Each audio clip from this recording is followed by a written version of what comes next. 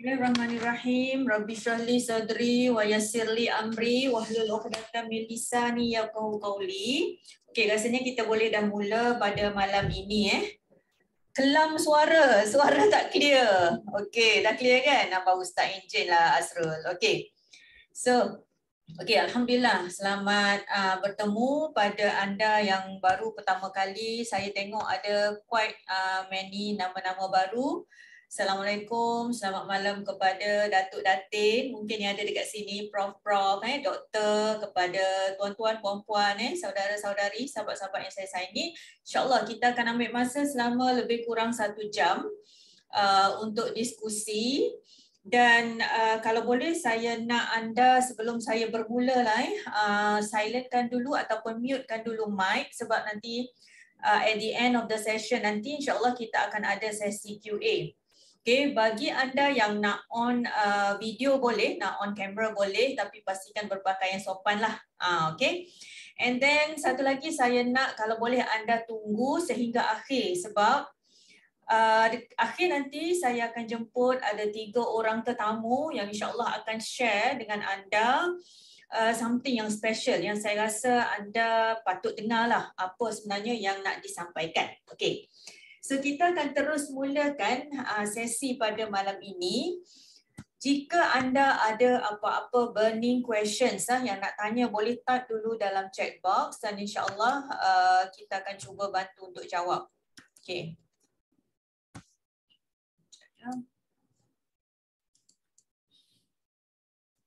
Okay.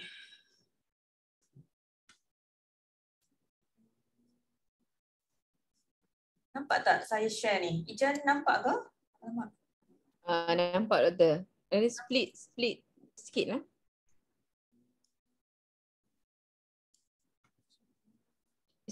Tak full screen doktor.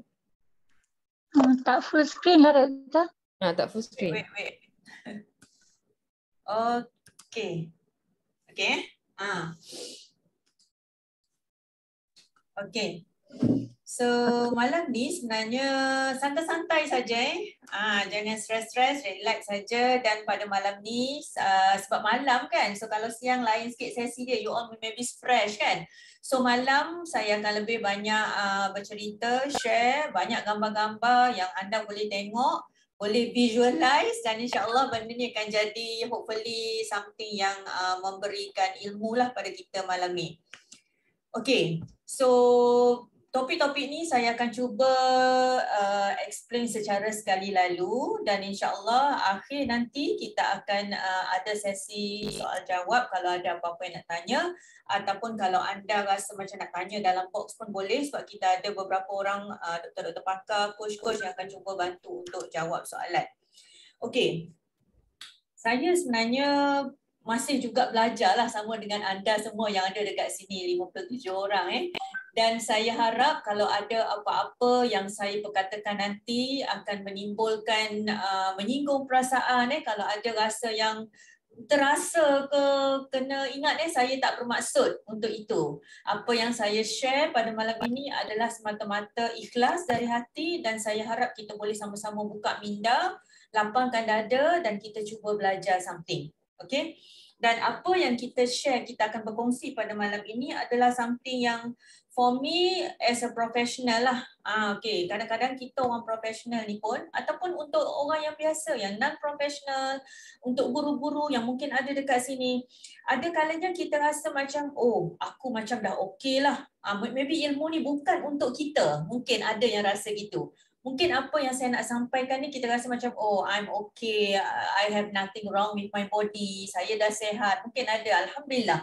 Dan saya nak kalau ada anda yang memang dah rasa macam dah mantap, kesihatan dah terbaik, cuba gunakan apa yang kita nak discuss pada malam ini, gunakan sebagai ilmu untuk kita bantu orang lain. Mungkin ada orang lain yang memerlukan dan insyaAllah kita akan cuba bantu.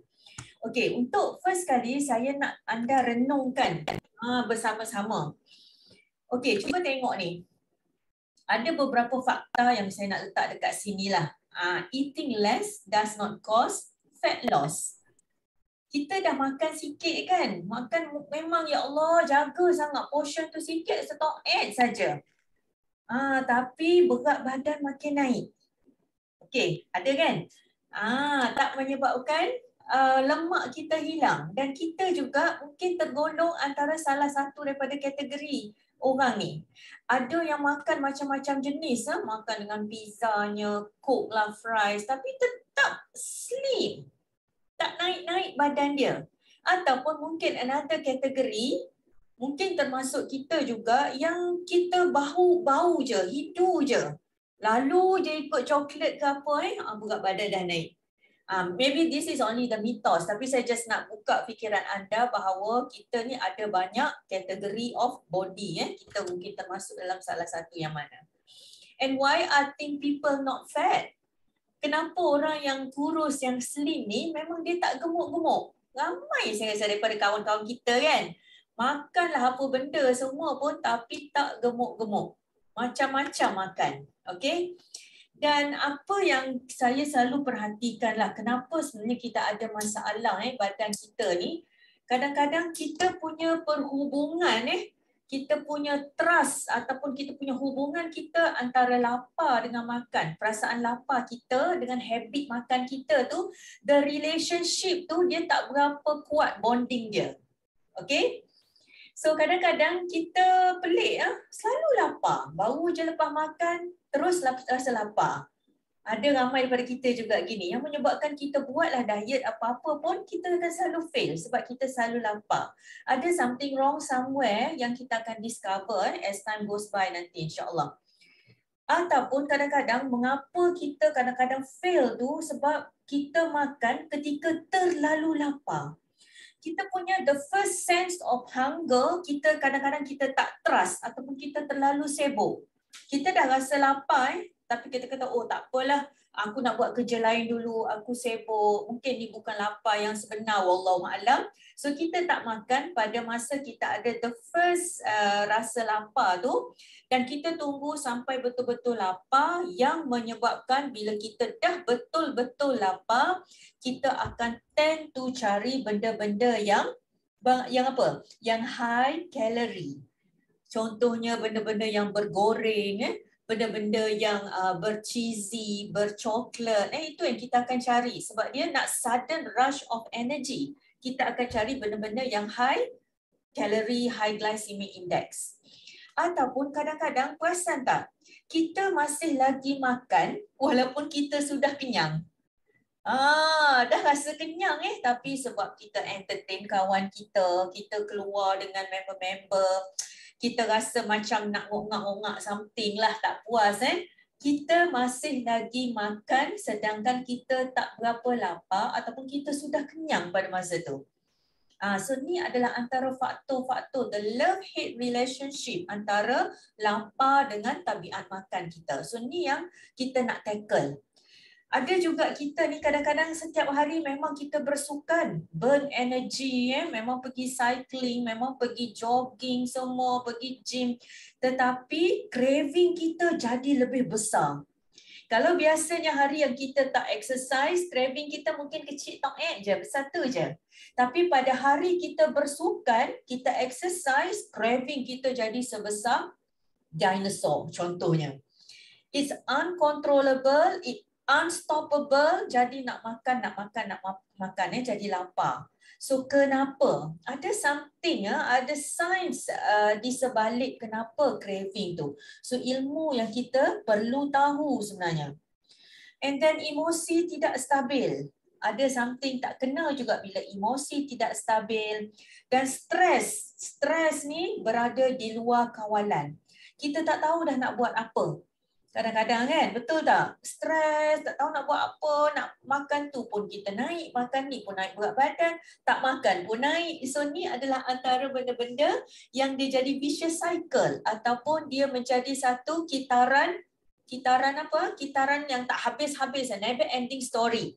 Okay, yang kita nak cuba rungkai pada malam ini. Banyak yang kita buat program dekat luar, berat badan memang turun.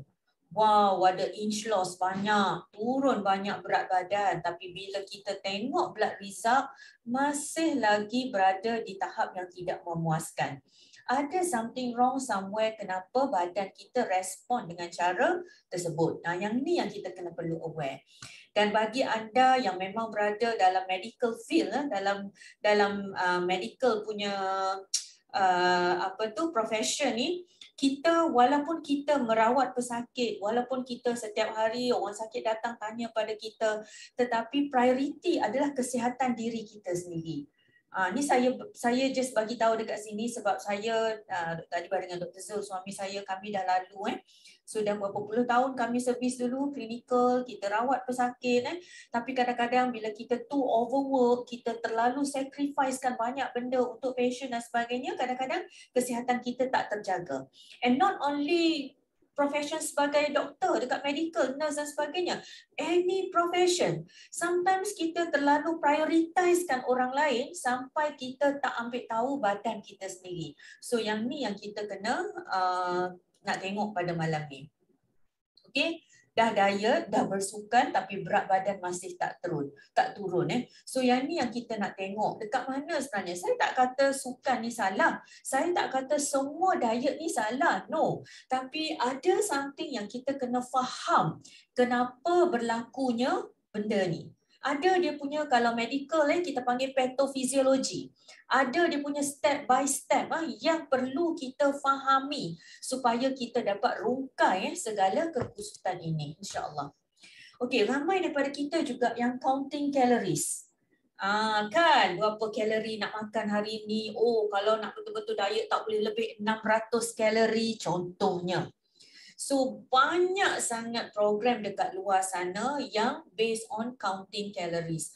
Tapi kita tengok bila kita count calories memang berat turun. Of course sebab kita stop the calorie. Tetapi kenapa naik balik selepas beberapa minggu atau bulan? Kena tengok tu. Okay, counting calories, adakah dia akan ganggu kita punya satiety center? Otak kita dia ada dua pusat, bukan pusat yang dekat tengah ni, pusat ataupun center yang kontrol kita punya pemakanan. Satu kita panggil pusat lapar, satu kita panggil pusat kenyang, satiety and hunger center.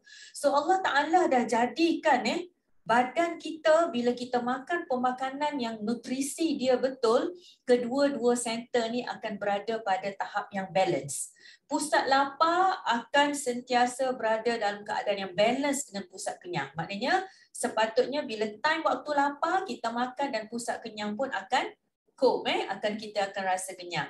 Tetapi bila ada something wrong dengan pemakanan kita, calories dan sebagainya, of course berat badan akan rebound selepas itu. Okay, ni kita nak faham juga.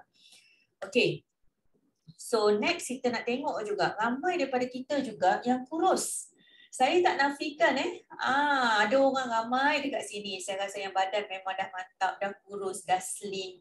Tetapi kena ingat kurus bukan sebarang kurus. Kita nak kurus atau slim yang sihat di luar dan di dalamnya.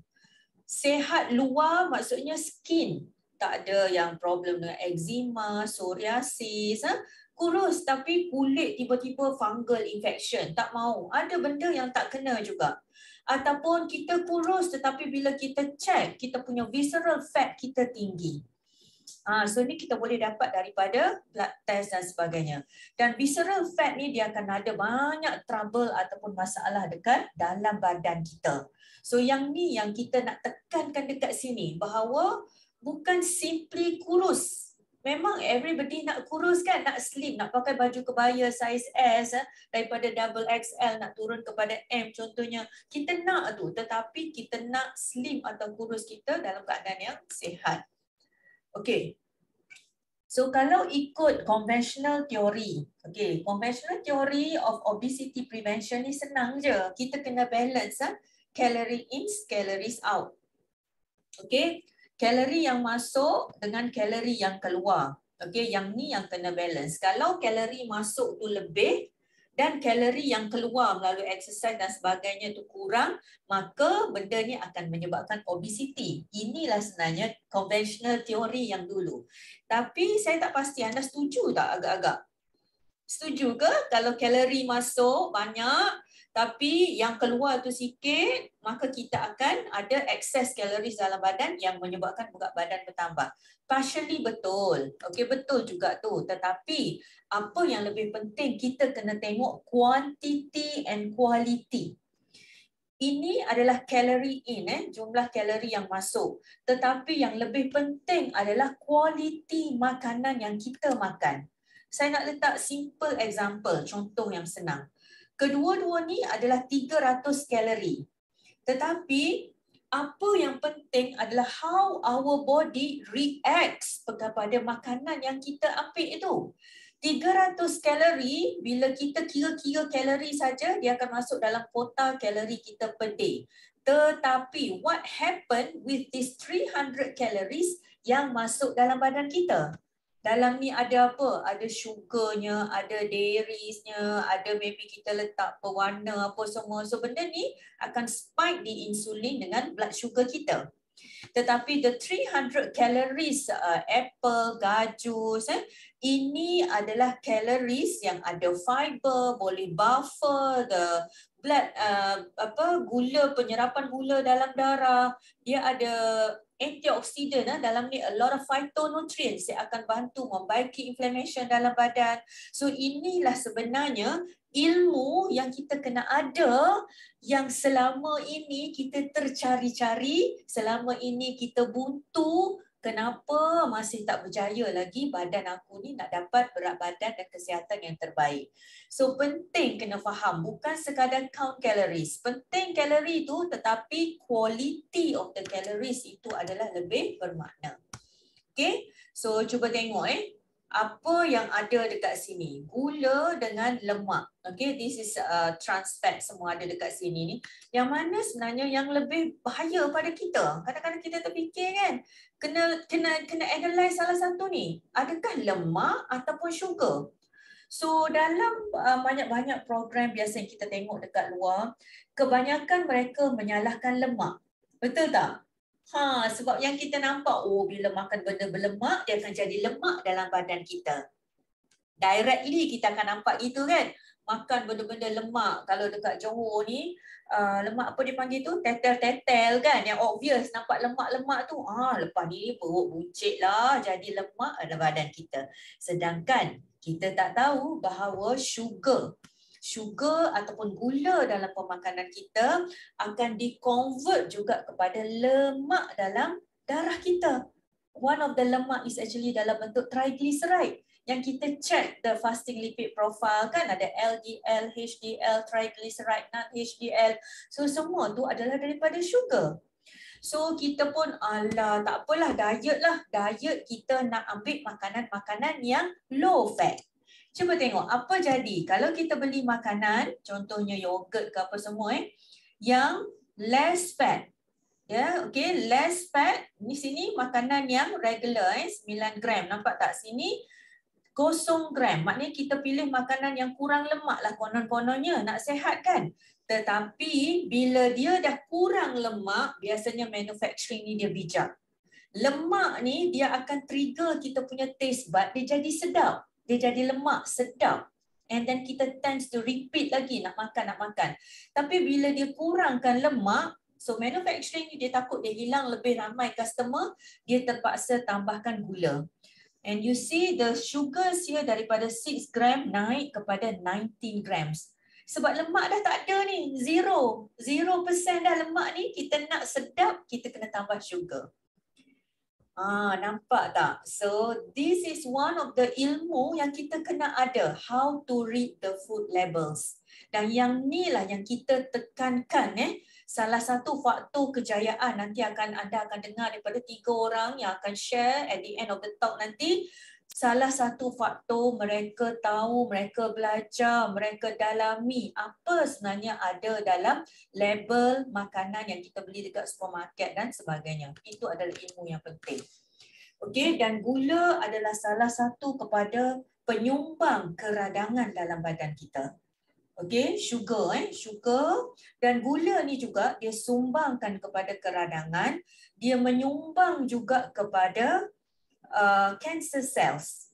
So salah satu favorite makanan kesukaan cancer cells yang akan trigger cancer cells adalah sugar. So if you like sugar, then it's just like every day kita feed ataupun kita bagi makan cancer cells kita. Na'udzubillah min zalik. Okay, dan ini adalah mereka yang ada masalah obesity. even obese, kita punya fat cells, fat cell. Tadi saya kata orang yang skinny pun dia mungkin ada masalah juga, mungkin ada inflammation dalam badan. Inflammation ni mungkin dalam bentuk gastritis, ulcer, sakit perut, angin, kembung, psoriasis, eczema, tu mungkin orang yang slim. Tapi orang yang masalah berat badan ni, dia punya adipose cell dia, sel-sel lemak dia pun memang mengeluarkan bahan-bahan radang dalam badan. So inilah sebenarnya kenapa kita nak sangat supaya kita usaha untuk capai berat badan yang ideal, kesihatan yang terbaik. Not too thin, not too fat, tapi kita punya berat badan yang terbaik dan blood result yang mantap. Okay? Dan semua ini, okay, bahan-bahan ni, inflammatory punya markers ni adalah bahan-bahan yang kita boleh atasi ataupun kita boleh bantu dari segi pencegahan dan rawatan dia dengan phytonutrients, antioksidan. Nampak tak semua ni? EGCG, genistein. Ni, dekat mana ada EGCG ni? Siapa perasan? Siapa yang suka green tea dekat sini? So, kalau kita at least minum 1 atau 2 cawan green tea every day, kita ada a very good antioxidant, anti-cancer, anti-inflammatory, nama dia EGCG. So, EGCG ni dia diandaikan dia ada dalam black tea, green tea, tapi green tea dia ada lebih tinggi EGCG compared to black tea. EGCG ni dia diumpamakan seperti kalau sel kanser dia bertemu dengan EGCG ni, sel kanser ni dia akan terjun bangunan bunuh diri. Betapa powerfulnya, subhanallah. Allah Ta'ala dah jadikan tea. Okay, green tea tu bagus sangat. Tapi kita masih lagi duk pergi cari teh susu, kopi susu, pekat manis apa semua tu. Sedangkan the green tea is one of the best source of anti-inflammatory, anti-cancer. Okay, so siapa yang belum lagi minum green tea, make sure setiap hari 1 atau 2 cup. Okay, genistein, diazine, ini semua adalah daripada isoflavone, phytoestrogen daripada soy base. It is soy base, so it is phytoestrogen. Dia ada very good anti-inflammatory, anti-cancer, dan juga quercetin. Ini banyak dalam bawang, dalam sayur-sayur, buah-buah, so ada banyak antioksidan. Nanti kita akan belajar dengan lebih detail lagi once you all join the program and then start the program, insyaAllah.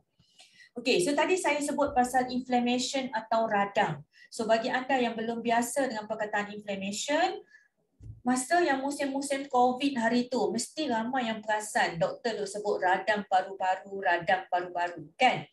So itu adalah radang sebenarnya. Dan inflammation ni adalah suatu proses di mana Allah Ta'ala jadikan sebagai pelindung ataupun protector kita. Inflammation ni adalah reaction dalam badan kita yang dia daripada askar-askar dalam badan kita yang protect badan kita. Tetapi apabila proses ini menjadi di luar kawalan, apabila proses ini dia tak berhenti, patutnya acute inflammation dia akan sampai satu tahap dia stop radang tu. Tetapi apabila trigger tu berlarutan ada dan menyebabkan acute inflammation tu tak berhenti, dia menjadi chronic inflammation. So inilah sebenarnya yang menyebabkan masalah dalam badan kita, iaitu chronic inflammation yang boleh bertukar menjadi penyebab pelbagai jenis penyakit dalam badan kita. Okay, memory loss, selalu tak ingat, nyanyuk, selalu lupa, kita panggil neuroinflammation. Kadang-kadang boleh jadi sampai epilepsi, fitting. Ni adalah neuroinflammation. Neuroinflammation ni as simple as kita rasa moody. Rasa macam tak stable lah, kenapa asyik nak marah, rasa macam brain fog. Itu adalah part of neuroinflammation. Okay, dan masalah-masalah jantung, sendi, kenaikan berat badan, obesiti, kulit cepat menua, ini adalah antara chronic inflammation yang dimanifestasikan dalam badan kita. Okay, so masalah obesiti ataupun berlebihan berat badan ni, antara punca utama yang kita tengok, salah satu, dia ada multifaktorial. Obesiti ni dia ada banyak sangat faktor. Antara faktornya, secara simple, kalau nak senang, kebanyakan daripada kita bercakap, Tadilah kita kata energy in, energy out. Kalau tak balance kalori masuk dengan kalori keluar, itulah menyebabkan obesiti. Tetapi sebenarnya, hakikatnya, obesiti ni masalah dia very complicated. Semua ni adalah antara penyebab, kita panggil multifaktorial ataupun sebab-sebab yang menjadikan kenapa seseorang itu susah nak turun berat badan dia. Okay? So, makanan yang kita makan, now kita tengok kepada makanan yang kita makan. Setiap hari memang kita makan, dan jenis-jenis makanan yang kita makan, dia ada different effect dalam badan kita. Okay, contohnya karbohidrat, protein, lemak. Okay, 3 jenis makronutrients ni bila dia masuk dalam badan kita, dia menyebabkan badan kita bertindak dengan cara yang berlainan. Ketiga-tiga tu dia punya different metabolic pathways. Dan tujuan kita makan ni sebenarnya antara sebab utamanya kita nak hasilkan tenaga. Kan? So, proses nak jana tenaga daripada makanan yang kita makan tu, dia melalui pathway ataupun jalan-jalan yang berlainan bergantung kepada jenis makanan tersebut. So, that's why pentingnya kita pilih jenis makanan yang betul supaya proses penghasilan tenaga, kita punya penggunaan oksigen dalam badan menjadi amat efisien dan benda-benda yang kita makan tu tidak menyebabkan mudarat kepada badan kita. So sistem badan kita daripada mulut, mulut kita makan sampai ke tempat keluar ni, usus, ke anus dekat bawah ni sampai dikeluarkan, semua benda ni adalah mula daripada jenis zarah makanan yang kita makan. So setiap zarah ni kita panggil atom, atom yang masuk tu dia ada dia punya proton, elektron, neutron. Semua dalam pemakanan itulah yang menentukan reaction badan kita. So kalau karbohidrat masuk, apa enzim yang akan dibebaskan? Kalau protein masuk, apa tindak balas yang berlaku? Asid dalam perut kita tu dihasilkan apabila protein, banyak mana protein yang masuk. So semua benda itu bergantung kepada jenis makanan. That's why saya nak anda semua yang ada dekat sini, don't be selfish. Kadang-kadang kita rasa macam, oh aku saja je lah, tak apa. Anak-anak tak kisah sebab anak-anak muda lagi. No. Apa yang kita makan menjadi contoh kepada apa yang anak-anak kita makan. Betul tak? Saya minta maaf, saya tak cakap dekat orang lain sebab saya pun ada anak-anak juga. Saya pun ada juga teenagers yang suka sangat fast food apa semua. So it's actually apa yang kita ambil every day, apa yang kita duk syarah dekat anak kita setiap hari tu, itulah sebenarnya yang akan menjadi darah daging dia. So ingat tanggungjawab kita akan dipersoalkan. Allah Ta'ala dia akan tanya apa yang you dah buat dengan umur you? Apa yang you dah buat dengan masa you? Apa yang you dah buat dengan apa? Satu lagi. Umur, masa dengan kita punya harta. So duit yang kita ada tu, kita beli apa? Adakah kita beli bahan-bahan makanan yang merosakkan badan kita, anak kita dan sebagainya? Ataupun kita beli makanan-makanan yang menyihatkan kita? So ingat this issue is not just a simple issue. Ini adalah isu yang kita akan bawa mati. Minta maaf kalau ada daripada anda yang tak suka dengan topik ni, tapi saya cuba nak buka minda bahawa makanan, diet, cara penjagaan is not just a simple issue. Dia adalah sesuatu yang, that's why kami yang buat program ni, kami yang advise anda semua yang dah pernah mengambil program ni sebagai satu yang kami rasa very passionate sebab ini adalah saham akhirat kita. Okay, untuk anak-anak kita juga. Okay, so bila kita tengok dekat usus kita, ni kita punya usus. Usus kita ni macam batang paip. So dekat usus lah berlaku penyerapan, kita punya digestion, pergerakan usus, secretion ataupun perembesan enzim-enzim semua berlaku dekat usus kita.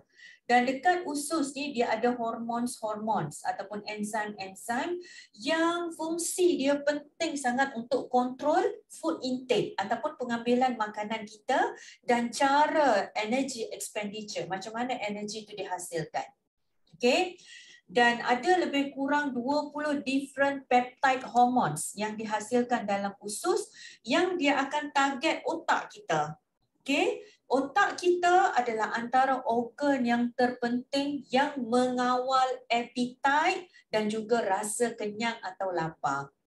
Okay. Sebab tu orang yang ada masalah emosi tak stabil, tengok mesti kita akan ada masalah dengan pemakanan, berat badan dan sebagainya. Sebab dia bergantung pada our brain yang regulate. Kita ada hypothalamic pituitary adrenal axis. Kita ada satu axis yang menghubungkan daripada otak, hypothalamus dekat otak kita, pituitary gland yang dekat otak kita, adrenal gland, dan axis itulah sebenarnya yang menentukan seseorang itu sehat ataupun tidak. Penting sangat jangan pandang enteng.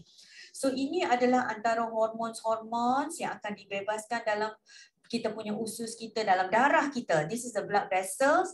Hormon akan dirembeskan dalam blood vessel dan akan dihantar ke sel-sel untuk mula berfungsi. Okay, so that's why when we talk about foods, it's not just as simple as you tengok, oh seekor ikan, oh sekeping dada ayam. No, bukan itu. Tetapi zarah, apa yang terkandung dalam tu, amino acids dia, dalam tu dia ada fatty acids dia, itulah sebenarnya yang memberikan impact kepada kesihatan tubuh badan kita. Okay. So nerve, saraf juga adalah antara organ yang terpenting dalam badan kita, yang dia ni vagus nerve, saraf ni dia adalah highway daripada otak kita ke usus kita. So dia sort of highway yang menghubungkan antara sensation ataupun kita punya otak kita ni nak rasa macam mana, kenyang ke, lapar ke, dan dia direct pathway ni, highway dia terus ke usus kita.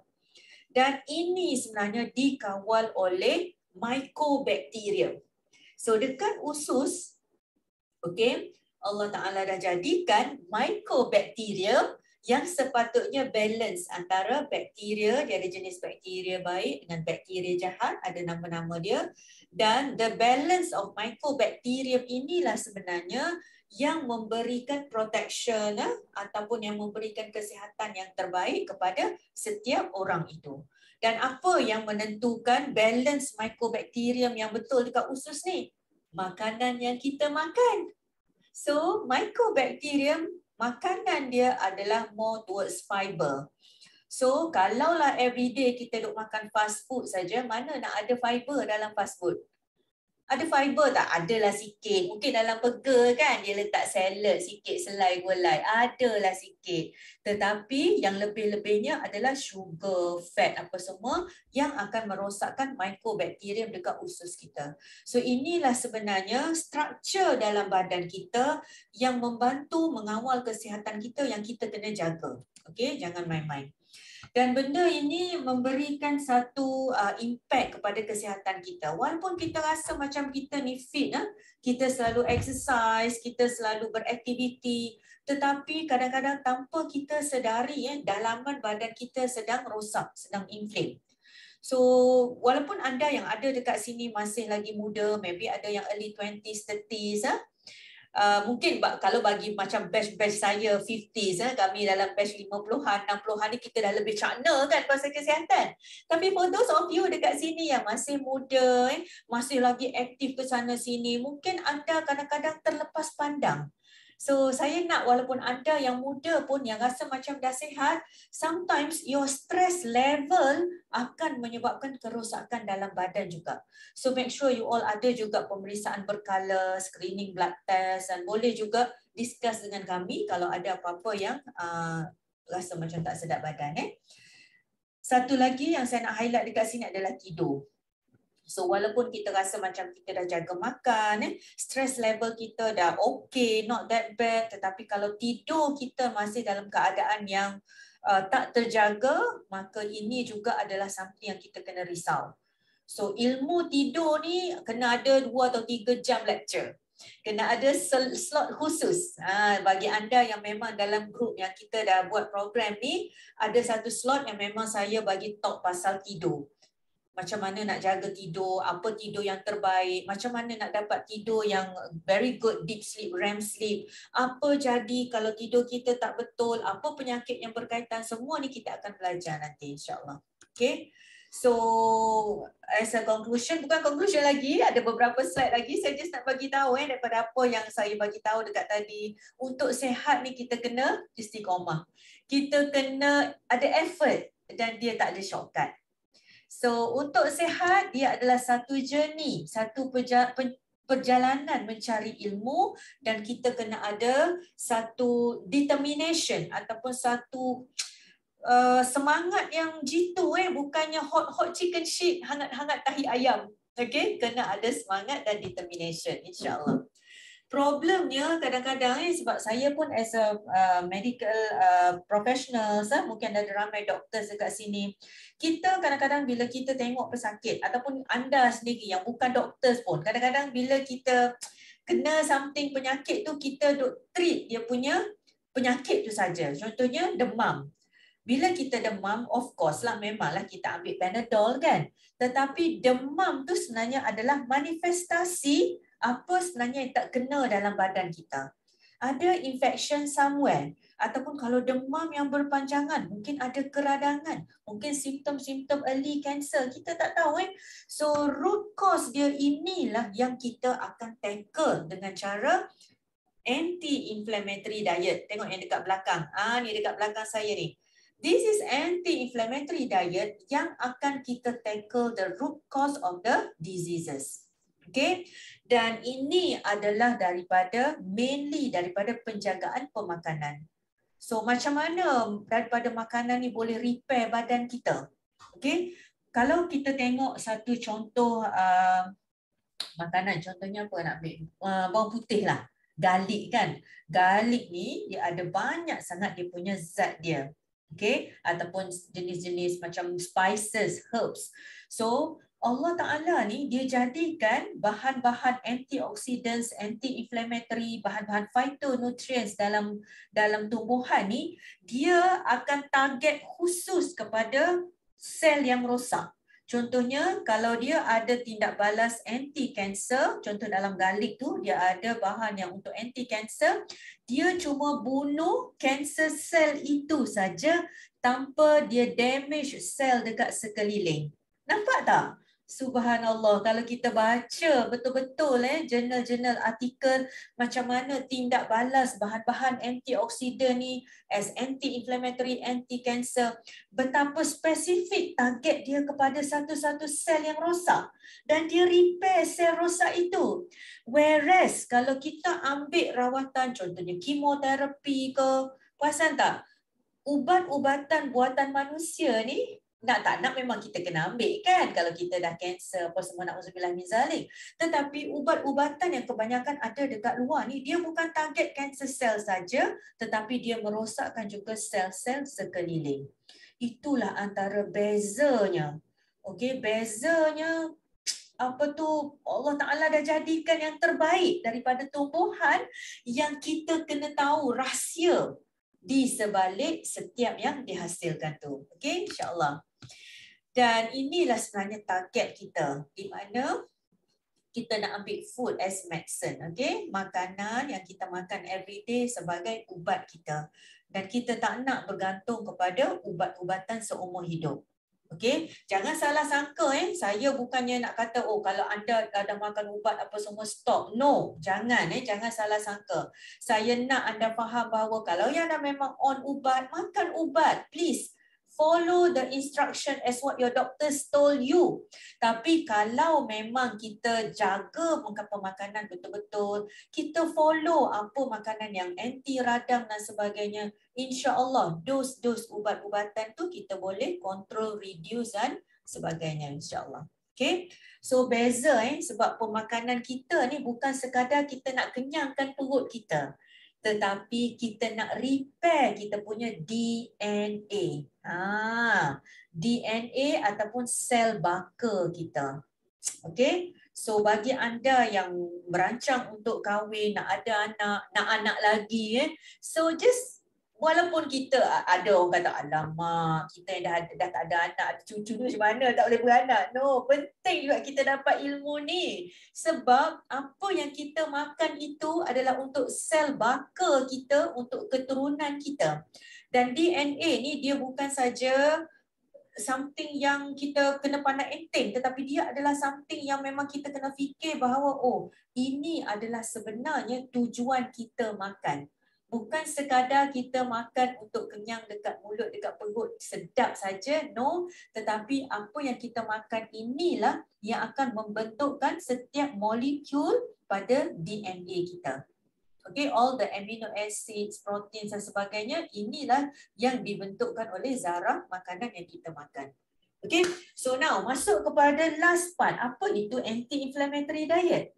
So anti-inflammatory diet ini adalah pemakanan yang nutrient dense. Dia padat.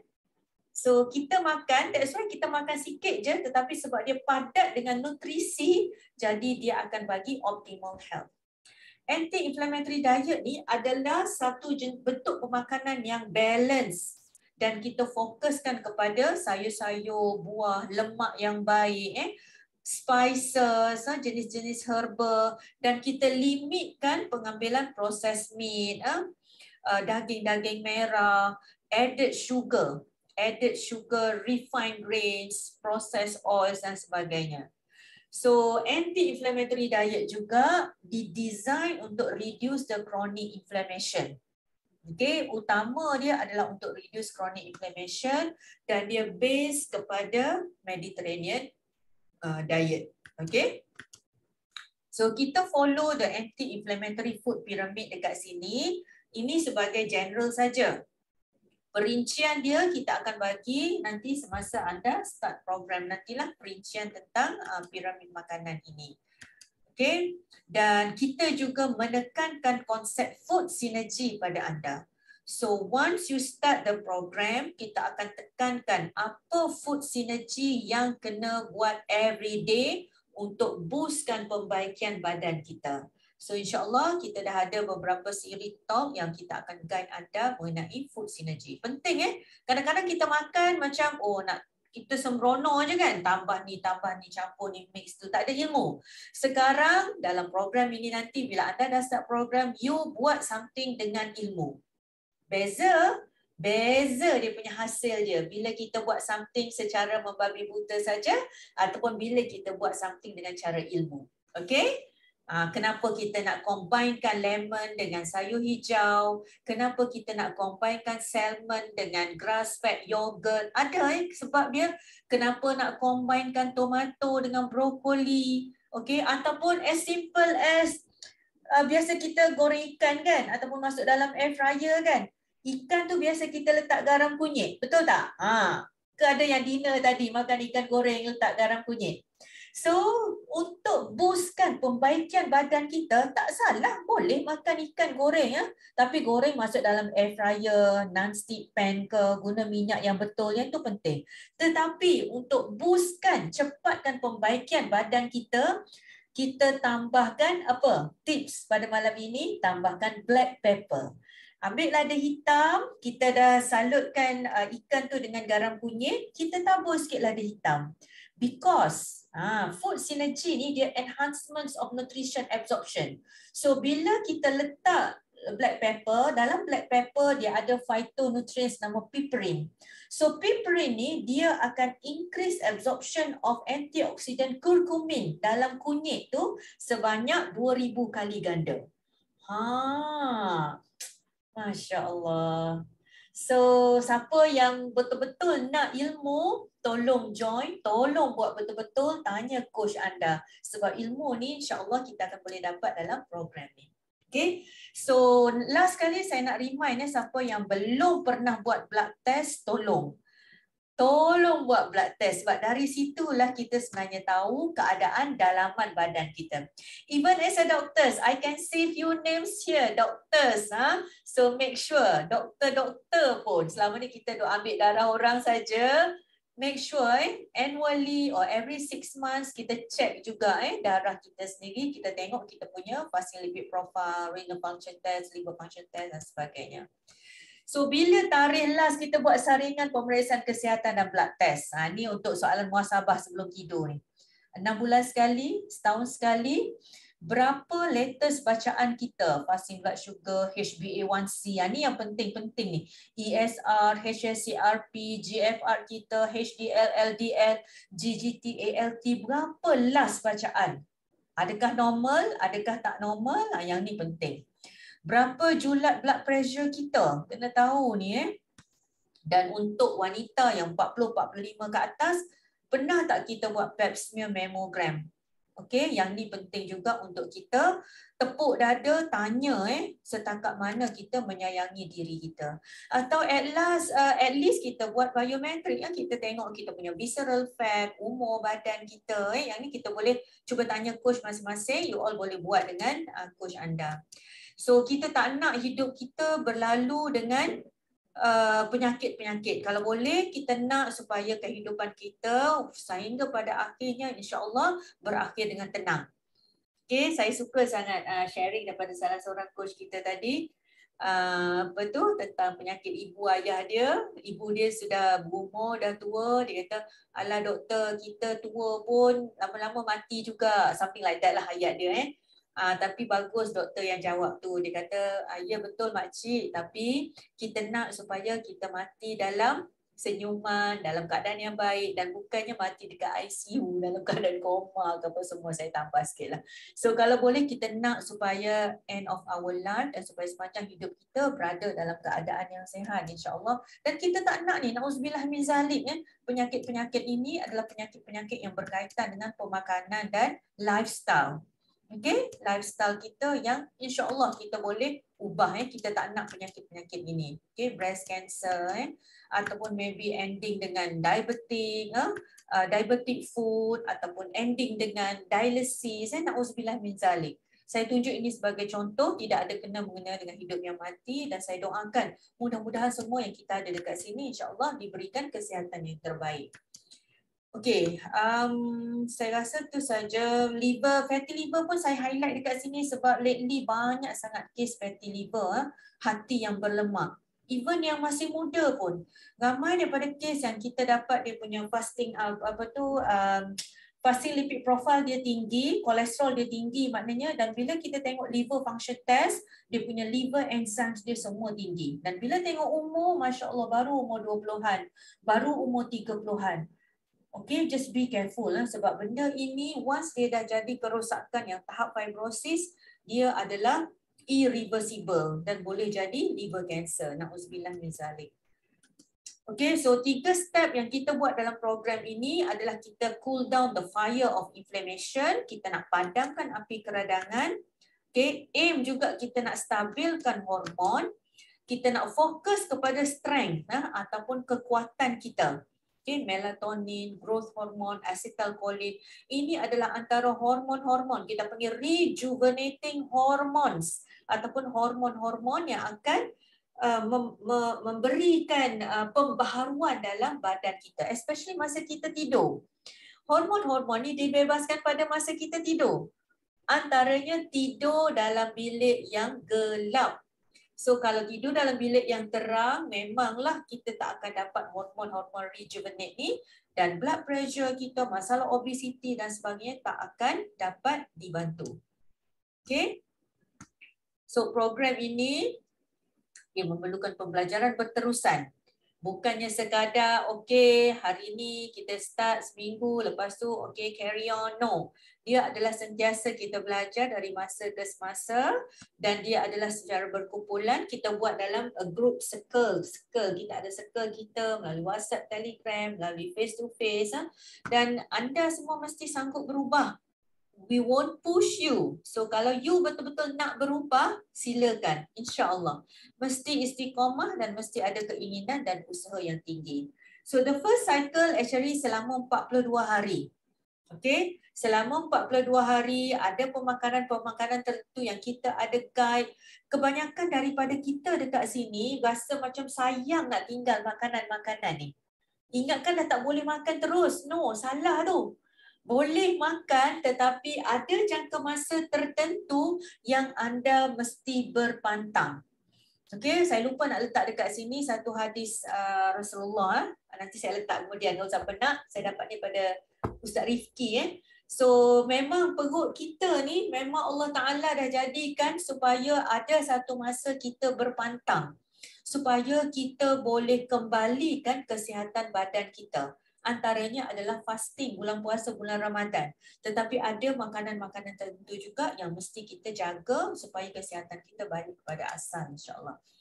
Contoh-contoh makanan so ni adalah antara makanan yang saya rasa lah kalau betul-betul orang yang nak jaga kesihatan, dia tengok pada makanan pun kita dah boleh rasa macam masya-Allah. Dia punya rasa ceria tu. Ni penting tau. Penting, salah satu ilmu yang kita akan dapat dalam program ni adalah when you see foods, you have to make sure that your happiness hormones naik. Kita tak nak bila kita menghadap makanan, kita sedih, kita tak lalu makan, kita depressed. No, tak boleh. Sebab benda tu akan menghalang daripada proses pembaikan badan kita. So kita nak supaya our happiness hormones, kita punya dopamine, endorphin kita berada dalam tahap yang baik supaya pembaikan badan dapat berlaku, insya-Allah. Okay, ni ada contoh-contoh makanan yang kita makan. Okay, so that's all untuk yang part pertama. Saya masuk kepada second part ni. Dalam program ini juga dah ramai kami program anti-inflammatory diet ni adalah ni masuk maybe saya rasa tahun kelima lah, almost tahun keempat kelima dan dah ramai participants. So saya letak sini beberapa gambar lah yang saya nak highlight. You all boleh contact sendiri orang yang saya letak dekat sini. Boleh tanya coach masing-masing ataupun boleh tanya orang yang invite anda kalau nak tahu sebenarnya apa yang rahsia. Sebenarnya tak ada rahsia. Saya dah bagi tahu tadi tu. Rahsia dia mesti kena sanggup belajar, mesti kena istiqomah, buka minda dan bertanya. Masuk dalam grup circle yang betul dan insya-Allah you akan dapat. So Puan Mushidah seorang lawyer daripada Kedah. So alhamdulillah bersama dengan Puan Rokia daripada Utara. Saya tak perlu nak explain banyak lah. So they all dah dapat kesihatan yang terbaik, badan yang terbaik dan alhamdulillah blood result pun dah banyak sangat reverse kepada normal dan mereka maintain. Yang tu yang kita nak. Kita tak nak kita turun, bomb rebound naik. Turun 10 kilo, naik 20 kilo, tak mau. So you can talk to them kalau tak percaya, rasa macam betul ke, boleh minta contact number dan boleh tanya sendiri. Okay. Another peserta daripada Johor Cikgu Fazli, alhamdulillah daripada saiz double XL, alhamdulillah latest saiz M dan saya rasa beliau memang maintain slim sampai sekarang ni. Saya rasa lebih slim daripada ni kot. Ni gambar saya rasa about 2 years ago lah. Okay. Ustaz Mes, ni adalah salah seorang partisipan kita yang insya-Allah saya rasa amat kagumi. Insya-Allah nanti next pengisian Ustaz Mes akan share. So beliau bersama isteri buat program ni, biar gambar berbicara. Boleh nampak bentuk muka, bentuk badan dan macam mana selepas habis program dan alhamdulillah beliau bersama isteri tetap istiqomah sampai sekarang. Okey, Encik Asrul, okey daripada JB. Ada lagi gambar terbaru saya tak letak tapi just yang ni pun dah cukup dah, beliau ada banyak sangat medical problems. Dan almost all ada beberapa lagi yang kita kena tackle tapi almost kebanyakan masalah-masalah kesihatan beliau dah selesai. Dan bila tengok gambar pun kita tahu macam mana sebenarnya perasaan beliau. Alhamdulillah. So kalau nak berjumpa, nak bercakap apa semua boleh contact sendiri beliau dekat JB. Tahniah juga pada Nadia dekat Penang dah lah orangnya cantik, turun berat badan lagi lah. So beliau ada masalah sembelit yang kronik, masalah skin dan sebagainya. Alhamdulillah dah insya-Allah dah improve Okay. Okay, so ni orang special juga ni. Maybe nanti next time kita boleh jemput juga untuk share. Saya just nak tunjuk yang ni je, result liver function test. Ramai orang yang bagi tahu kalau dah ada masalah hati yang berlemak, kita tak boleh nak buat apa dah, terpaksa redha. Tapi this is the program yang cuba anda tengok result liver function test beliau, ALP, ALT, GGT yang beratus-ratus, tengok ni.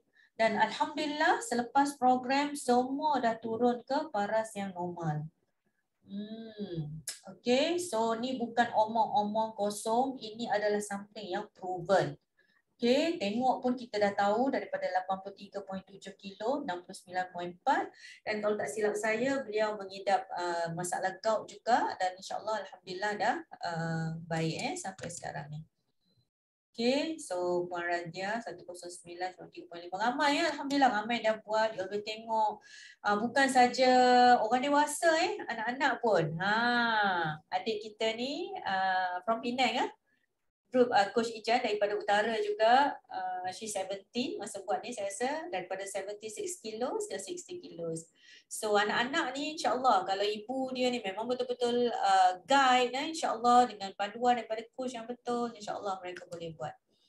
Dan saya pernah jumpa juga anak-anak remaja yang umur, kalau tak silap saya lah, dalam umur early 20s, yang mempunyai masalah berat badan, tetapi bila saya tengok blood result dia, saya agak sedih lah sebab tengok dengan liver function test dia yang dah impact, dia ada masalah LDL, triglyceride yang tinggi, padahal umur baru awal 20-an. So boleh bayang tak macam mana dia nak hadapi hidup dia nak masuk ke umur 30, 40, 50-an. So kalau tak buat apa-apa memang insyaAllah. Ni salah seorang pesakit, salah seorang doktor dalam program kita juga. Jadi adalah antara biometric result yang kita akan monitor. Let's say katakan kalau tak sempat ambil darah, kita akan tengok berat badan, fat percentage, visceral fat, subcutaneous, BMI, body age dan sebagainya. So tengok the perubahan daripada before dengan after, tengok the berat badan pun turun. Yang bestnya tengok umur, muda 7 tahun. So umur muda. So jangan rasa impossible lah, sebab bila kita baiki kita punya inflammation dalam badan kita akan reverse balik the age, insyaAllah akan awet muda. Dan ada masalah fibroid juga, maybe nanti later Dr. Rahma boleh cerita lah kalau dia ada sini, kalau tak kerja malam ni. So alhamdulillah the fibroid also getting smaller. Okay, ni masalah skin, ada masalah chronic eczema dengan fungus. Dan alhamdulillah bila jaga makan, alhamdulillah dah baik. Okay, so dah pukul berapa? 10. Okay, now saya nak jemput beberapa orang sahabat kita lah untuk share apa sebenarnya yang mereka dapat impact positif daripada program ini.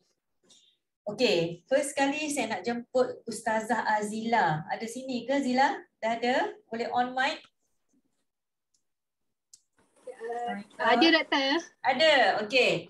So Zila boleh introduce sikit yourself and then dalam 3 hingga 5 minit kalau Zila boleh cerita apa sebenarnya yang Zila dapat sebab program ni, insyaAllah. Okay, insyaAllah. Okay, bismillahirrahmanirrahim. Assalamualaikum warahmatullahi wabarakatuh. Salam sejahtera dan selamat malam pada semua.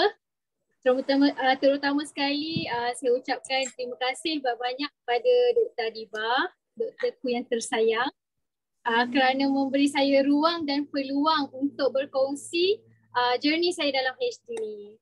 Okay, saya Azila dari Johor, tapi saya bekerja di Selangor, berumur 33 tahun. Okay, saya straight to the point lah. Saya first kali saya memang tak familiar dan tak tahu pun program HD ni, program apa.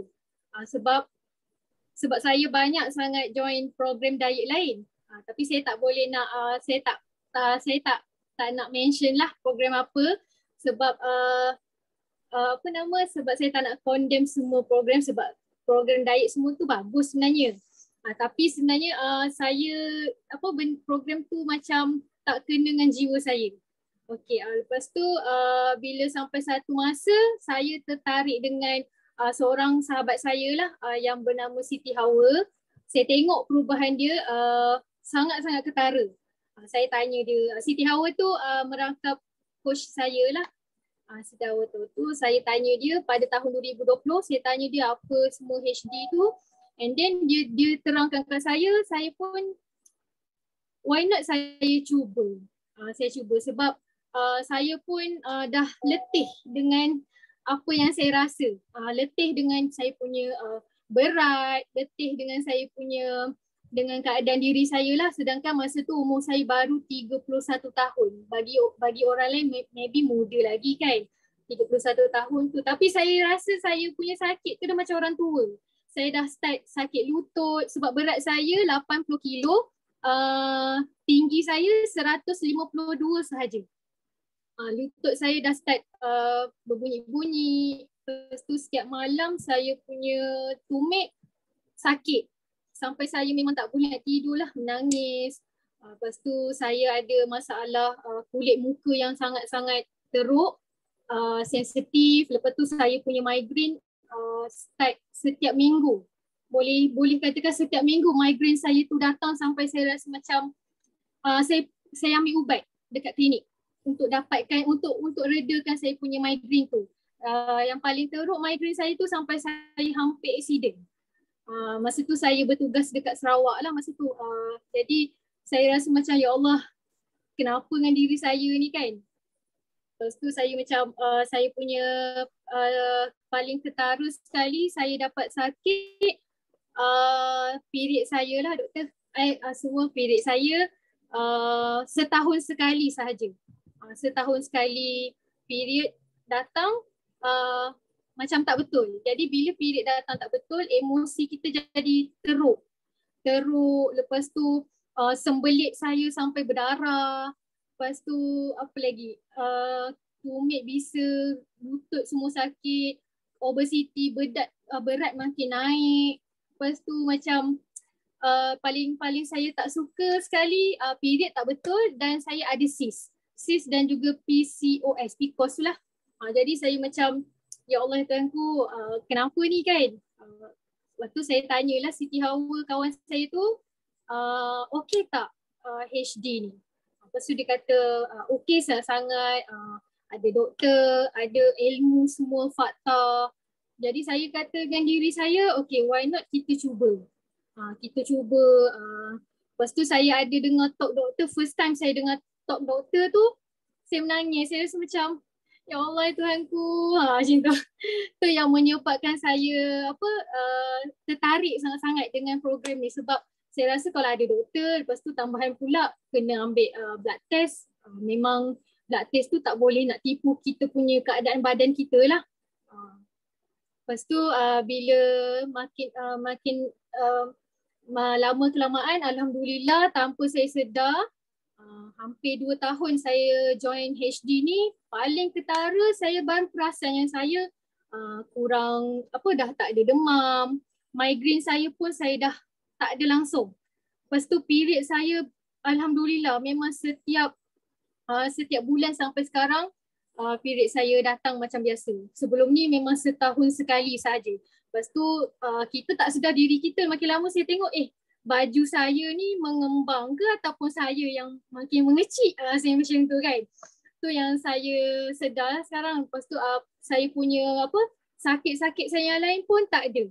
Lepas tu bila saya jumpa kawan-kawan saya yang lama dah tak jumpa saya, memang diorang tanya saya apa rahsia saya. Sebab diorang kata saya punya perubahan tu 360 darjah berubah.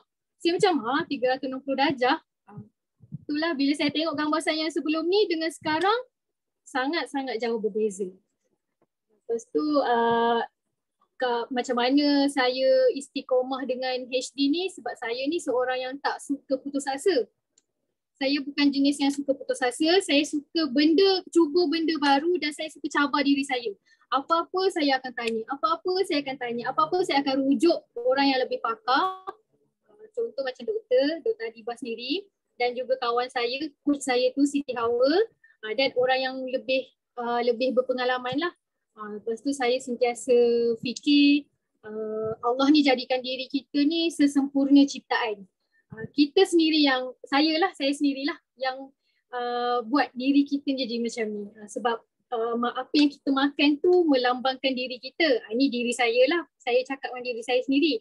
Lepas tu bagi saya HD ni adalah platform yang sangat-sangat terbaik buat diri saya ni, positif.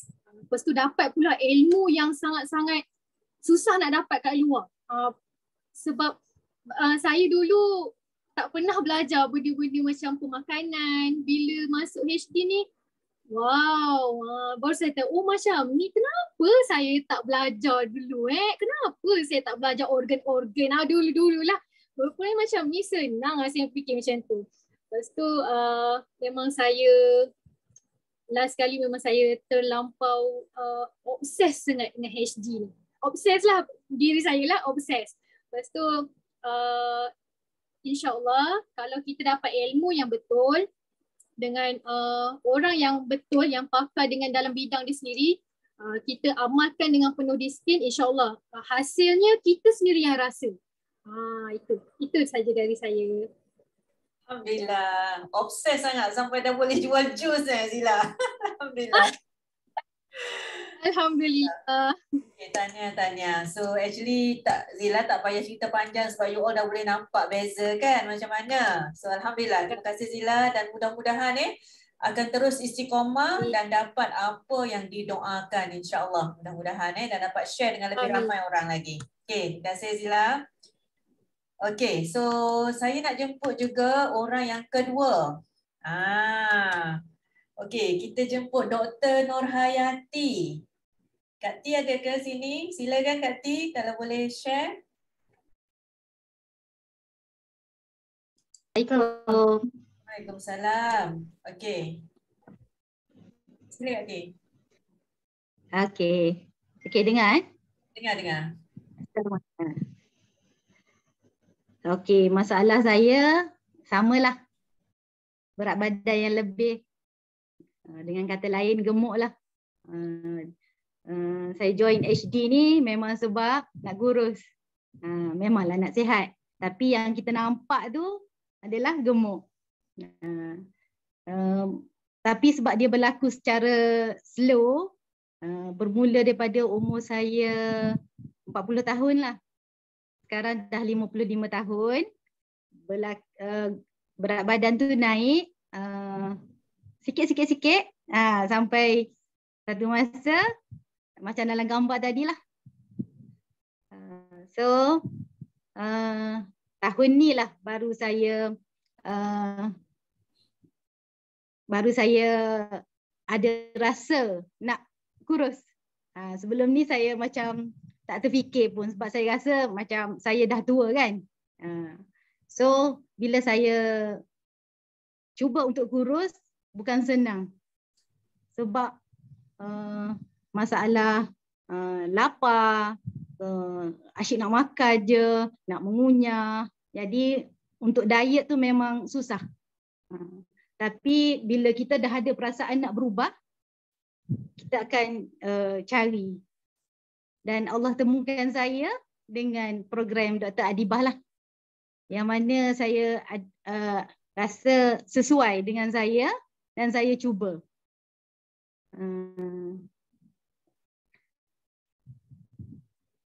Okay. Kak T pada masa ni berapa berat Kak T? Bila? Ni yang first, gambar sekarang first ni. Daripada berapa kilo? Paling berat 75.8, tinggi 152 cm. Okay. Sekarang ni berapa? Sekarang 58.6. 58.6. Ni latest Kak T? Allahu Akbar. Ya. Okay, apa yang Kak T nak tunjuk dengan gambar ni daripada Asbab HD ni? Tangan ni. Tak nampak gambar. Okey. Ni. Okey. Ni sebelum saya jumpa dengan program Dr. Adibah ni, saya dah mencuba beberapa cara lah untuk kuruskan badan. Dan saya memang macam berjaya turunkan beberapa kilo. Tapi saya tengok macam kenapa kulit saya macam kering, macam orang tua.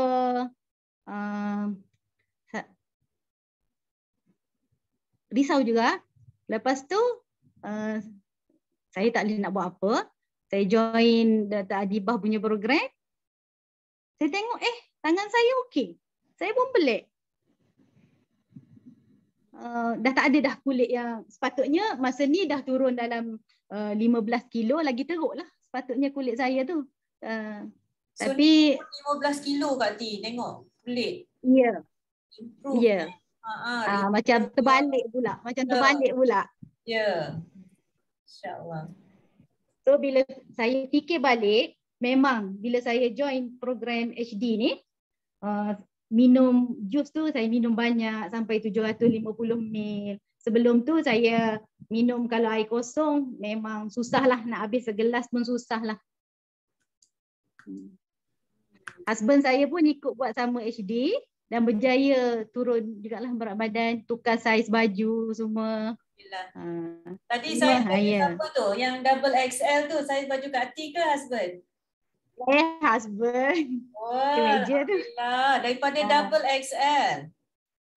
Ya. Alhamdulillah. Okay. Jadi masa saya dengar talk Dr. Adibah pasal program ni, saya memang nekat. Saya rasa ini peluang untuk saya boleh nak apa yang saya nak lah untuk kurus tu. Dan saya memang nekat nak buat betul-betul. Memang saya ikut je apa yang ada dalam senarai yang tak boleh makan. Memang saya tak makan. Just follow betul-betul. Saya start program ni sebenarnya dalam bulan puasa. Sampai hari raya tu saya tak ada nak makan biskut ke, sebiji pun saya tak makan. Ketupat tak makan. Memang saya sebab masa tu dalam first cycle, saya nak buat betul-betul, saya nak tengok hasil dia. Alhamdulillah. Jadi maknanya total loss Kak T yang last gambar ni 15 kilo loss. Ya. Yeah. Alhamdulillah. Tahniah. Tak campur dengan program yang sebelum tu lah. Yeah. Tapi yang tu lama, daripada bulan 1 sampai saya join bulan 4. Tapi masa saya join yang sebelum HD, saya tak rasa sangat perubahan pada badan saya. Dari segi kecergasan, masa dulu saya sangat berjalan sangat slow, cepat letih. Tapi selepas 2 minggu saya join HD, tiba-tiba saya rasa macam dapat tenaga baru. Saya banyak travel, naik flight semua. Memang boleh berjalan laju lah. Sebelum tu memang slow sangat. Saya ada mengidap darah tinggi. Selepas 2 minggu join HD, saya cuba reducekan, bila saya check BP saya normal, saya reduce dos ubat kepada separuh, and then tunggu 2 minggu lagi saya memang stop lah. Jadi sekarang ni dah stop off ubat Kak T, dah tak makan ubat apa-apa. Yeah. Alhamdulillah. Saya makan ubat darah tinggi sajalah. Lepas tu, lepas sebulan saya join HD, saya check sebab tak sabar nak tengok result biar darah. Sebelum tu kolesterol saya tinggi, memang normal. LDL sebelum tu 3.4, balik kepada normal, semua normal. Alhamdulillah. Tapi kena buat betul-betul. HD is a very good program, tapi nak kena sabar, nak kena buat, belajar dan istiqamah lah. InsyaAllah. Saya nak buktikan walaupun kita dah tua, dah 55 tahun, InsyaAllah masih boleh lagi walaupun metabolisme badan dah kurang. Tapi InsyaAllah dengan HD ni boleh reset balik.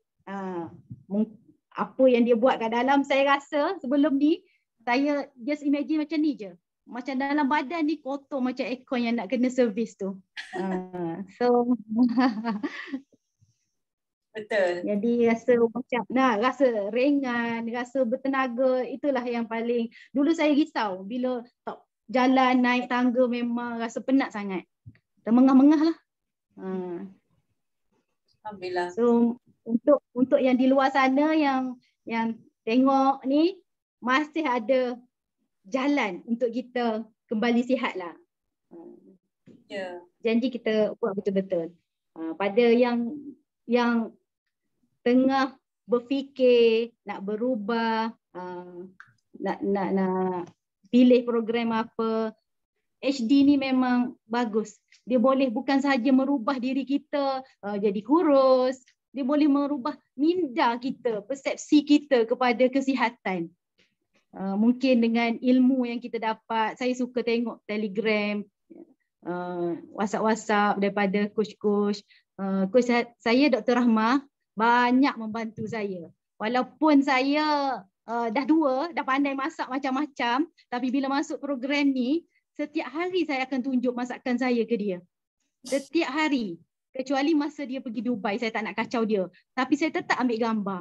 Saya tunjuk makanan sampai hari 42. Ke 42 saya masih lagi tunjuk. Walaupun saya rasa memang dah betul ni. Tapi saya suruh juga dia komen. Sebab saya nak yang terbaik. Yes. Habis je cycle pertama, saya terus sambung cycle kedua. Sebab saya rasa happy dengan program ni. Rasa happy. Alhamdulillah. So saya menyerulah siapa yang baru start program ni, baru nak mula, buat betul-betul. InsyaAllah kita akan rasa dari masa ke semasa tak sempat habis 42 hari. Dah banyak rasa kebaikan dia tu. Memang dah rasa lah. Tunggu rasa, insyaAllah. Memang boleh, saya yakin. Saya memang niat nak bantu ramai orang. Kalau saya boleh, insyaAllah ramai orang lah boleh. Memang happy sangat lah. Happy sangat. Okey. Alhamdulillah. Tahniah Kak T. Boleh lari marathon lepas ni rasanya, insyaAllah. InsyaAllah dah ready dah. So, moral of the story, kalau nak apa-apa, buat macam Dr. Nurhayati, all out, istiqomah dan teruskan. Jangan buat separuh-separuh jalan. Okey? So, terima kasih untuk belajar. Ya, sentiasa belajar.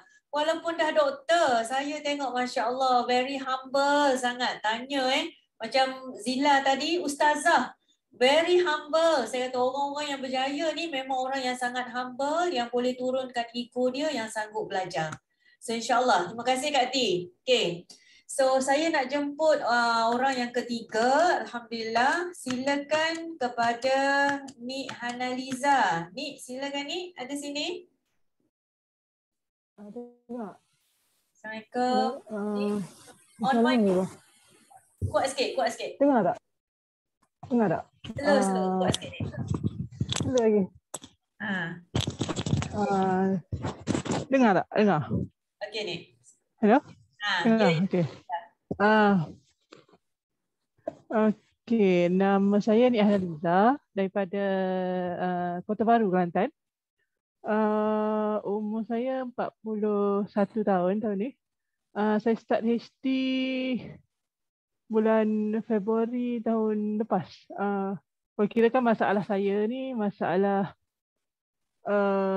otak dan juga saraf lah. Otak dan saraf. Sebelum saya mulakan HD ni, saya macam lost yang memang tak tahu. Banyak benda yang saya lupa lah sebenarnya. Cuma selepas lebih kurang dalam 2 minggu, saya start HD, saya perasan yang saya punya kekuatan fizikal. Sebab dulu sebelum HD, badan saya sebelah kiri, macam jalan tu memang tertempang. Ke tangan sebelah kiri ni macam dah tak ada kekuatan langsung. Bila saya dah start HD dalam masa lebih kurang 2 minggu, jalan tu dah jadi normal. Lepas tu tangan pun dah ada kudrat yang boleh berubah sangat-sangat lah. Saya join HD mula-mula sebab nak kurus. Sebab saya ingatkan gemuk tu yang menyebabkan saya ni jadi macam tu. Sampai tak boleh jalan, sampai tak larat lah dengan baru umur 40 tapi dah macam dengan makcik saya yang umur 80 pun lagi kuat dia. Malu jugalah waktu tu. Berapa kilo ni? Masa mula-mula start, berapa berat? berat saya masa mula-mula start lebih kurang 100 lah, 100 kilo. Tinggi saya 164. Saya memang skeptikal juga nak start sebab macam apa ni, saya nak turunkan berat, tapi yang saya dapat kekuatan fizikal. Berat saya lambat juga nak turun. Lepas tu yang kedua, masa saya start HD tu pun saya ada masalah tidur. Saya memang tak boleh tidur malam. Bila saya lepas saya start tu, saya dah rasa macam itulah yang doktor kata, ilmu tidur tu pun penting juga kan. So macam bila start tu tidur saya tu dah macam teratur sikit lah. Lepas tu masa saya start juga, saya tengok saya punya otak lah, keupayaan otak saya. Kalau masa tu, kalau saya nak buat transaction bank, bila kita tekan TSC kan macam ada nombor TSC. Saya nak hafal 6 digit tu pun, saya tak boleh nak hafal. Saya terpaksa tulis. Barulah saya boleh transfer duit mana-mana lah. And then masa sebelum HD tu, saya lebih suka berkurung. Tak nak jumpa orang. Rasa macam loser, rasa macam tak guna. Tak guna hidup lah.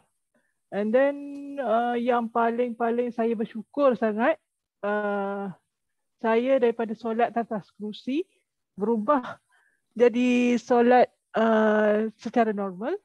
Alhamdulillah. Dan alhamdulillah normal dan boleh solat lebih lagi lah, macam tu lah.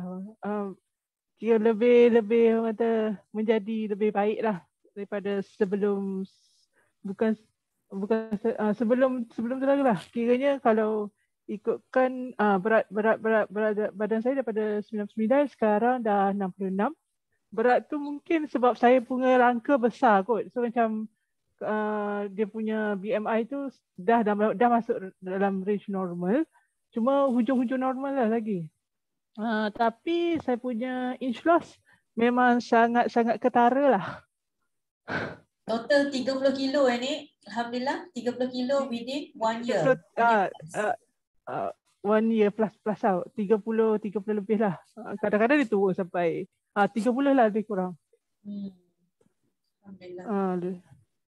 Yang paling best tu lah, solat lah. Yang siapa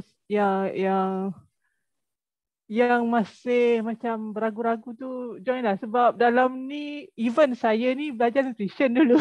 Malu juga nak mengaku. Tapi ilmu dalam ni lagi sebab banyak memang sangat-sangat bercakap sangat-sangat berbeza, sangat advance lah. Macam dia macam betul-betul nak tolong lah. Dia bukan macam, dia bagi kita punya sel tu nutrisi yang betul sampai kita boleh berubah daripada letih, lesu menjadi lebih bertenaga. Sampai sekarang saya tahap kalau tak keluar berjalan tu dah macam lemaunya macam tu lah. Masya Allah. Alhamdulillah. So itulah, saya syukur sangat. Saya pun dah berapa kali sebenarnya jumpa Nik Hanaliza ni, dan saya memang very impressive lah dengan disiplin dia, dengan dia punya powerful thoughts dia tu, betapa dia nak berubah dan dia usaha. Kalau kita tengok, kalau orang biasa saya rasa macam dah give up dah tak boleh buat apa. Saraf sampai dah tempang, sampai dah tak boleh berjalan, dah power dah zero dah sebelah badan. Tapi Alhamdulillah Allah bagi kekuatan dan asbab dia betul-betul. Saya tengok cara penyediaan makanan tahniah ni, saya impresif sangat tengok cara kreativiti bagi. Macam mana Nik rasa? Rasa susah tak program ni nak sedia makanan lah. Ada orang kata nanti craving, lapar. Nik rasa macam mana? Bagi saya nak sedia makanan memang saya suka. Dulu saya tak suka masak. Tapi lepas dulu tak suka masak? Tak suka. Saya bukan sok rasa. Saya memang tak suka masak. Saya memang suka makan kedai. Lepas tu memang tak suka masak lah. Tapi bila join HSD ni dia macam kena dengan jiwa saya lah untuk memasak ni. Ni dah macam ala-ala 5-star hotel ni, tengok ni buat macam-macam ni, masya-Allah, impressive. So itulah your last word ni, apa nak pesan dekat siapa yang ada dekat sini yang masih was-was, yang rasa macam ya ke tak, ya ke tak. What Yang is your last masih word? was-was, yang masih was-was, buang segala was-was, join je. Buang je was-was tu, join je. Tu je saya cakap. InsyaAllah. And then keep on learning. Sebab penyakit kita nak datang pun bukan dalam masa sehari dua kan. Dia datang tu daripada kita, daripada pencemaran luaran, pencemaran dalaman kita, sampailah kita didiagnose sampai ada penyakit. So bila kita dah join, keep on learning. Jangan berhenti belajar. Yes. Sebab dalam ni ilmu dah ada. You all yang tak nak ambil memang rugi lah. Kalau you all tak nak ambil, tak nak gunakan betul-betul peluang yang dah ada di depan mata. Orang kata permata dah ada. You ambil je lah. Kalau nak buat cincin pun buatlah. Nak buat rantai pun buatlah. Permata dah ada. Ambil je. Kalau cakap lebih-lebih kan jadi macam ni pula, macam orang yang tak berapa cerdik je, yang macam ada dah permata depan mata tapi tak nak ambil. Tengok saja Itu je lah. Tengok je. Okay. Sebab saya boleh cakap macam ni lah. Sebab satu lagi saya tambah. Kadang-kadang kita rasa kalau ada duit depan mata tu nak ambil. Tapi bila dah sampai tahap you dah hilang semua segala, you tak rasa dah duit tu sebagai satu yang berharga. Kesihatan tu lebih penting lah. Sebab kalau saya bagi satu perumpamaan lah, kayu tu macam tak bernilai. Tapi you bila ada dalam perahu, emas dan kayu, you akan pegang pada kayu, buang emas tu waktu tu. Dan saya dah sampai tahap waktu saya sebelum PhD tu, saya dah tahap yang macam rasa macam dah lemas. Saya dah macam air tu dah masuk dalam hidung saya dah. Macam boleh kata nyawa dah sampai ke kerongkongan dah. Tapi bukan ajal lagi lah masa tu lah. Tapi ajal pun kita tak tahu bila kan. Kalau masa tu orang nak lempar duit, saya cakap, aku tak nak duit. Bukan duit yang aku nak. Macam tu lah. Dah tak ada guna dah duit. Macam bukan duit dah waktu tu. So berbelanjalah. Macam pilihlah makanan yang betul, yang bagus untuk tubuh kita. Sebab tubuh tu amanah daripada Allah juga lah. Alhamdulillah. Itu je lah. Yes, excellent ni. Okay, Alhamdulillah. Tahniah. Mudah-mudahan kita doa. Semua yang ada dekat sini 100 orang lebih ni. Jom kita sama-sama doa. Mudah-mudahan 3 orang speaker kita tadi, Nik Hanaliza, Dr. Nohayati, Ustazah Azila dan semua yang ada di sini mudah-mudahan Allah bagi kesihatan yang terbaik dunia akhirat insya-Allah. So terima kasih pada semua. Saya rasa setakat tu saja untuk malam ni. Dah pukul 10.30 dah. Ni saya sendirilah. Siapa yang kenal saya dulu tahu saya sendiri macam mana. 14 tahun saya, walaupun saya seorang doktor, saya ambil masa 14 tahun untuk turun 5 kilo saja. Tapi Alhamdulillah, this is one of the best program. Saya pun dah habis beribu-ribuan duit, banyak sangat habis, berpuluh ribu dah macam-macam buat. So this is one of the best program insyaAllah yang dapat balik kesihatan kita. Saya sendiri pun ada banyak medical problem sebelum ni. Saya ada masalah kolesterol, blood pressure, hampir dapat diabetik masa tu. So Alhamdulillah now semua dah normal insyaAllah. So saya rasa tu saja untuk setakat ni. Just fikir apa sebenarnya terbaik untuk badan kita. Last tips untuk berjaya pertama sekali mesti buat decision. Kita tak boleh follow the flow, tak boleh. Buat decision ASAP. Lagi lama kita tangguh, lagi banyak kerosakan dalam badan kita. Number 2, kita kena istiqomah. All out. Number 3, no U-turn. Once you dah pergi, you decide, teruskan. Tak payah nak U-turn, excuse, no. InsyaAllah yang terbaik untuk badan kita. Guidance dari pakar dan profesional, share ilmu, turunkan ego kita, berlapang dada, and last kali trust, listen and follow. InsyaAllah you will be successful. So saya rasa tu saja untuk malam ni. Saya buka kalau ada any question, kalau ada soalan, ada siapa-siapa yang nak tanya ke? Ataupun kalau ada soalan dalam chat box, maybe ada coach yang dah jawab ke apa ke? Bila dah sakit duit dah tak ada. Betul Dr. Rahma. Okay, bila dah sakit duit dah tak ada nilainya. Okay. Dr. Rahma ada nak add anything ataupun any coach nak say something ke boleh? You can on your mic. Ada apa-apa ke? Okay. So saya rasa setakat tu saja untuk kali ni. InsyaAllah kalau siapa-siapa yang nak recording boleh minta daripada kawan yang invite anda ke sini. Dan saya doakan mudah-mudahan anda semua dapat kesihatan yang terbaik. You boleh dapat all the blood result yang mantap, yang baik. InsyaAllah kalau you all ada soalan-soalan yang segan nak tanya, maybe dekat sini, you boleh PM saya, Dr. Rahma dan sebagainya, boleh tanya soalan. I'll see you in the big group, in the hormone diet punya family, anti-inflammatory diet punya family, dan mudah-mudahan kita jumpa lagi in future insyaAllah. So bagi anda yang ada jemputan untuk haji, saya ucapkan tahniah. Moga Allah beri kesihatan yang terbaik dan moga mendapat haji yang mabrur insyaAllah. Assalamualaikum warahmatullahi taala wabarakatuh. Bye.